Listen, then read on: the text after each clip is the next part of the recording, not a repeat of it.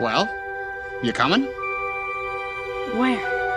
Why, to the North Pole, of course. This is the Polar Express. At one time, most of my friends could hear the bell. But as years passed, it fell silent for all of them. Even Sarah found one Christmas that she could no longer hear its sweet sound. Though I've grown old, the bell still rings for me, as it does for all who truly believe.